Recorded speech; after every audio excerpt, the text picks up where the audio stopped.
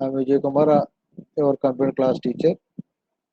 Today, I want to discuss about stack and its applications, and also about infix and postfix, infix and postfix and prefix notations.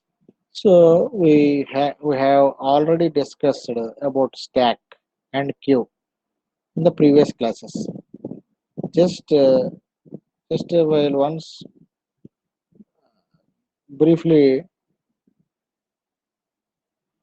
just we have an idea about stack and queue here. So just we recollect the data. We recollect the data once. Just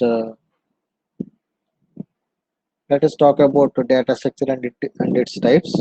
What is a data structure and data and information? We already know that. So what is a data structure and data and information? So the types of data structures, there are two types of data structures. Number one is linear data structure. Number two is non-linear data structure. In the linear data structure, there are some types. Some examples of linear data structures are array, queue, and stack, linked list like that. In non-linear data structure, there are some types like trees, graph, etc. Okay, we already know about array in the previous sem also, but we have to discuss about that array and queue and stack in your this sem also. So, what is about linear data structure? What is a linear data structure? Linear data structure is the arrangement of linear sequence of elements. So, data items can be visited in a single run. We already know that. Okay, in a linear data structure, the elements are accessed or placed in continuous memory locations. Next, what is stack? What is meant by stack? Stack is a memory organization which maintains LIFO process.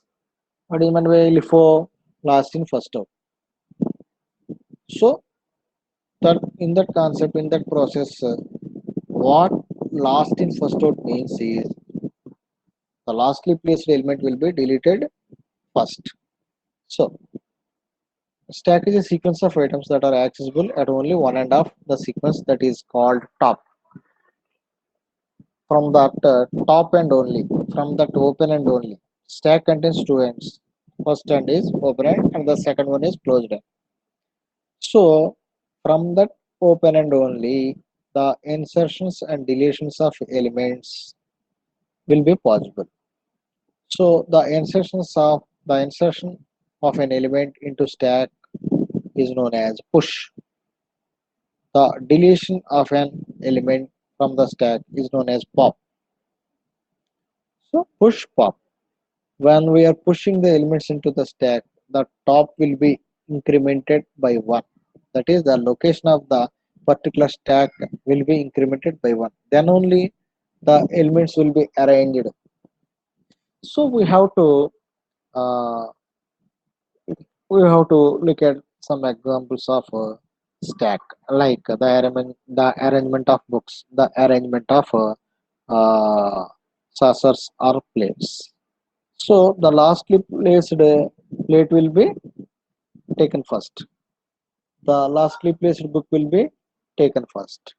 So operations those are performed on stack are push and pop and display. So pushing the element means inserting the element into the stack. Popping the element means deleting the elements or removing the element from the stack. So while pushing the element into the stack, the top will be incremented by 1.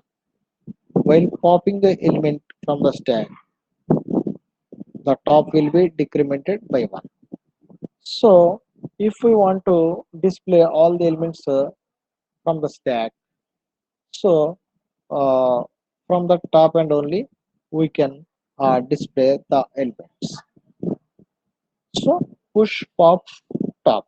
Top is also known as toss, top of the stack. Let us see an example how the stack works. So if we insert an element A, the element will be placed lastly beneath the stack.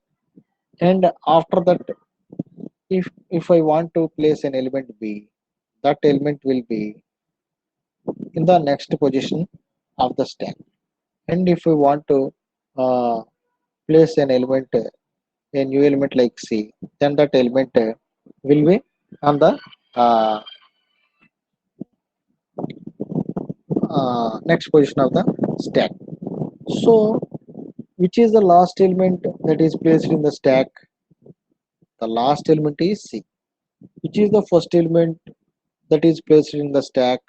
The first element is A. So, from that stack container or from that stack memory organization, which element removes first? The element C. It is possible to remove a last element from the stack, that is C. So, I'm pushing another element D in the now the new element is D and the lastly placed element is D. Next, again I want to push a new element E into the stack and the lastly placed element is E. Now I want to delete an element, delete the element that is E from the stack. So the element popped out. The element is popped out from the stack.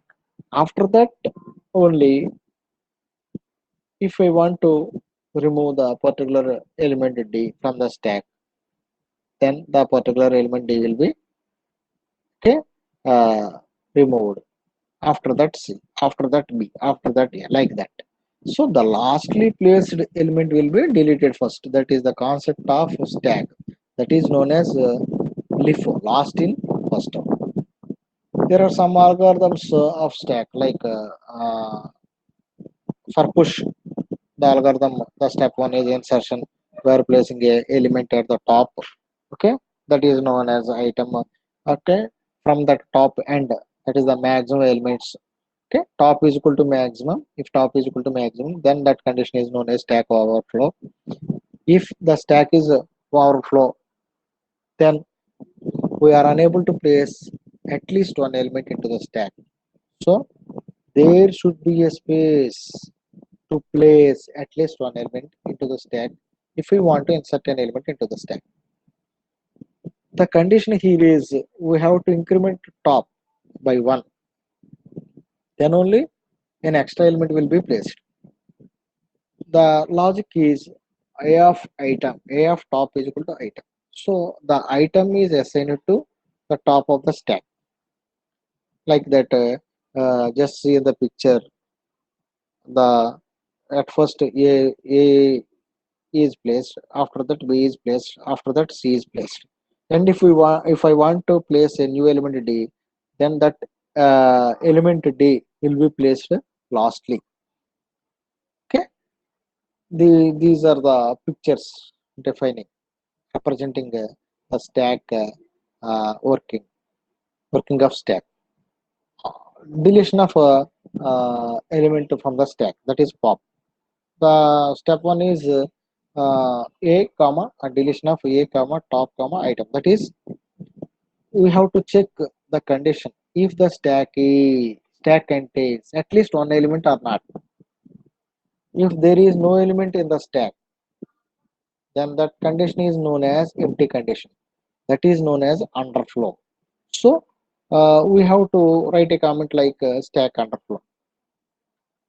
So if I want to place a element, delete an element from the stack, then we have to write the logic as item is equal to a of top. So the item which is in the stack will be removed from the top. So we are writing the logic as item is equal to a of top. So a of means array. It is an array. A is an array. It contains the element top and maximum size. top is equal to maximum at top maximum size. Okay, so we have to decrement the top by one for removing at least one element from the stack. Just see the picture which is representing the deletion of elements from the stack. So stack initially contains four elements. Those are 5, 10, 12, 15. 5 is in the first location, that is the array starts from 0th location. We are representing stack using array. So the first location here is 0. So 0 in the 0th location the element is 5. And the next location is 1 and AF1 in that location the element is 10. After that the next location is AF2. In that location the element is 12. After that the location is in that location the element is 15. So now the top resides at 15 at the element 15. So AF the size is 4. AF0, AF1, AF2, AF3. So next, if I want to pop an element which is at the top, then I have to decrement the location by 1. That is top minus 1. When I decremented the particular location or top by 1, the element in that particular top location will be removed or popped out. Like that, if I want to, now the top resides at element 12. That is the location AF0, AF1, AF2, AF2. So at AF2 the element is 12. If I want to remove the particular element 12 from the stack, now I have to decrement top by 1. Then only the particular element 12 will be popped out. After that, uh, after that, uh, if, now in this situation, the stack contains two elements, 5, 10. So there are two locations, AF0, AF1. In the 0th location, the element is 5. In the first location, the element is 10. So the top, now the top represents the element at AF1. So if I want to remove the particular element 10 from the stack, the top will be decremented by 1. After that, the stack contains only one element, that is 5, which is the first element and which is the single element in the stack now. So if I want to delete the particular single element from the stack, the same process will be repeated. Like that, the top will be decremented by 1 and the particular element in the particular location A of 0 will be deleted or popped out from the stack now. So after removing all the elements or deleting or popping all the elements from the stack, there are no elements in the stack now. So this situation, this condition is known as empty stack. This is underflow condition. There are no elements in the stack. So all the elements will be deleted from the stack. If I want to display elements of the stack, I have to write an algorithm like that, display top I, comma AFI. If there are no elements, if there are no elements in the stack, then we are unable to display any element, any single element. So I have to write the logic as stack is empty. So if top is equal to 0, then print stack is empty. We have to write the logic like that. If there is at least one element, we have to display that element on the screen. So for that, for doing this, we have to use for loop, and we have to write the logic as for I is equal to top to 0. In the sense, we are all the elements will be displayed in reverse order. So the lastly element will be displayed first. After that the previous one. After that the previous one. After that the previous one, like that. So for I is equal to top to 0. 0 is the first location. Top is the highest location and the last location. So we are displaying the particular elements in the stack in descending order manner, in reverse order. Okay. For I is equal to top to 0, print a of I. This is the logic. So the elements in the ith location, that is top to 0, elements will be displayed one by one into the onto the screen. Okay. Applications of stack, reversing the strings. Already we told about that. String is a combination of characters. Okay.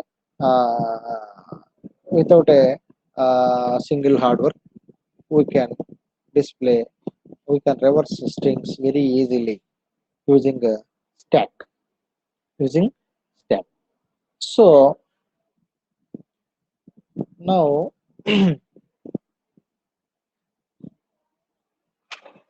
we have to uh, check valid inputs and invalid inputs while using a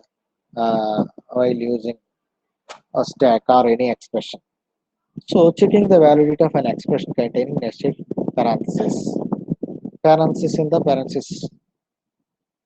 Okay, parenthesis within the parenthesis, braces within the braces, brackets within the brackets. Okay, we have to properly arrange the particular inputs. Like just see the table. The valid inputs are left brace, right brace. Invalid input, we won't put any left parenthesis, any left single parenthesis in between the left and right braces. The priority will be given to the brackets and braces and parentheses. So in those parentheses, we have to write the braces. In those braces, we have to write the brackets. These are these represents left and right parentheses, brackets, and braces represents the starting and ending of the particular program sections or array or function. So the beginning and ending parts, these represents. So these are known as delimiters. Delimiters. Okay. Now let us discuss about how to evaluate an arithmetic expression. If you take a plus b, it is an arithmetic expression. What is meant by expression? Expression is the combination of operands and an operator. Okay. Or expression is a combination of operands and operators. What is meant by operands? Operands are nothing but variables, like A, B, C, like that. What are the operators we are used in evaluating a arithmetic expression? Plus, minus, unary plus, unary minus, like that. Asterisk, slash, like that. In fixed notation, there are three types of notations. Among them, the first one is infix notation. What is meant by infix notation? The general way of writing arithmetic expressions is known as infix notation. In general, we write the expression like as a plus b, c plus d, c into d, b into d, z by y, like that, z slash y, like that. So we are placing the operator in between the variables, and we are hiding the particular expression within the parenthesis, within the parenthesis. So if we write the operator in between the variables, that expression is known as infix notation. Infix notation. What is meant by prefix notations? Some Poland scientists, some some of the Poland scientists, uh, some of the Poland scientists invented The infix notation can be written in either of the in either of the any of the other two ways, like prefix and postfix.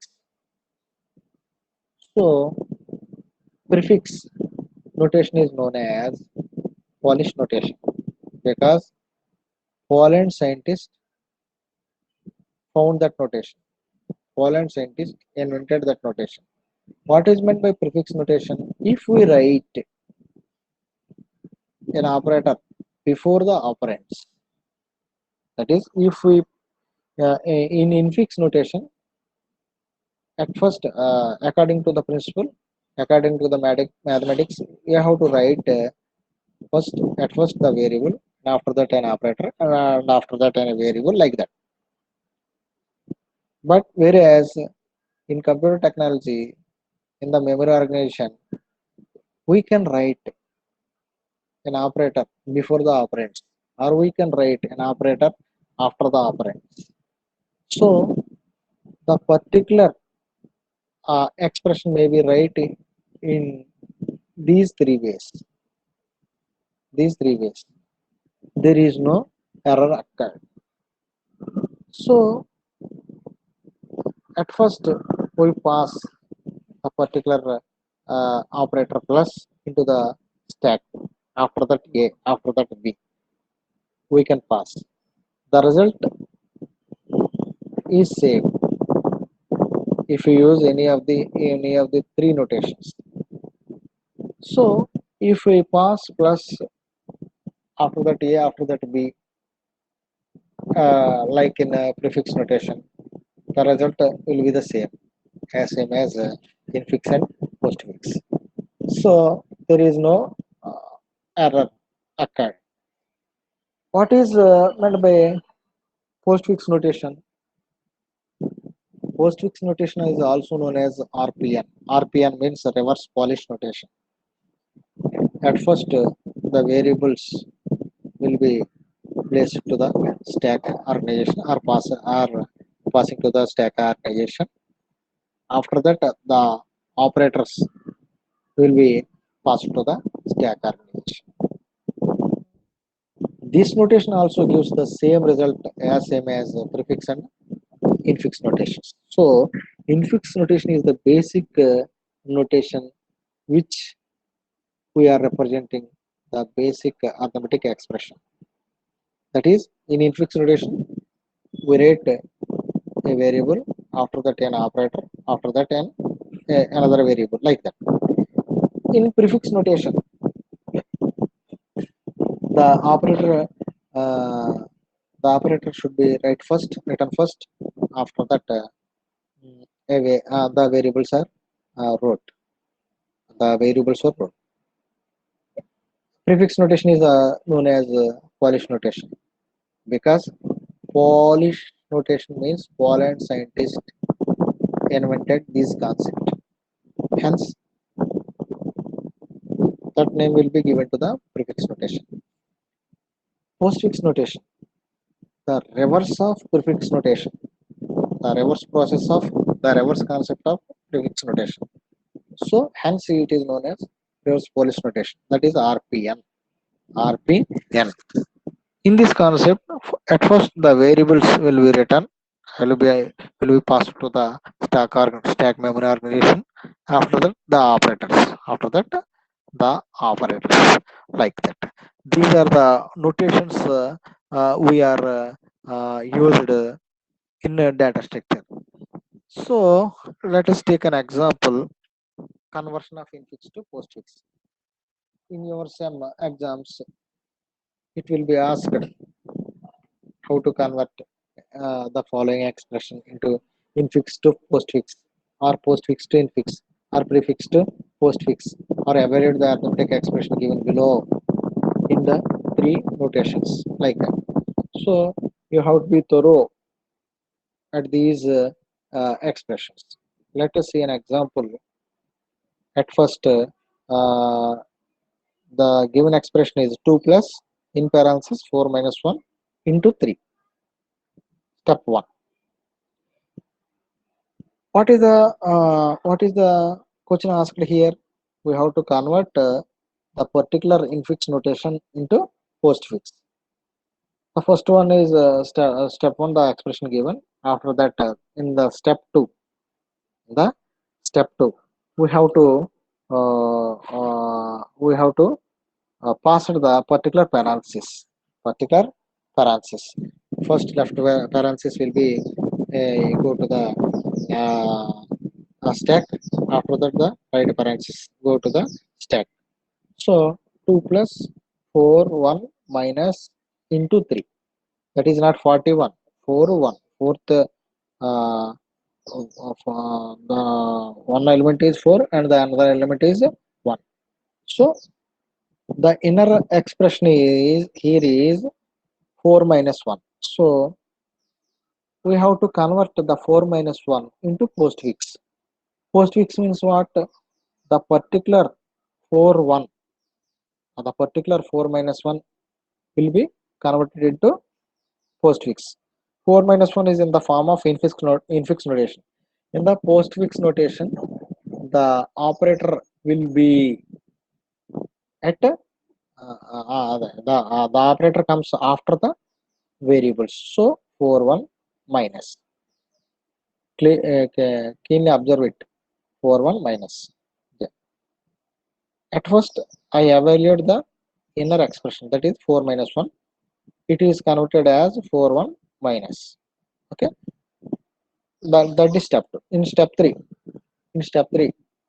now I have to convert the into 3 expression. So into 3 is infix notation. Now I have to convert it into postfix, though. So I have to write the variable first, value first. After that, I have to write the operator next. That is step 3. So 3 steps are over. After that, the fourth step is, now there is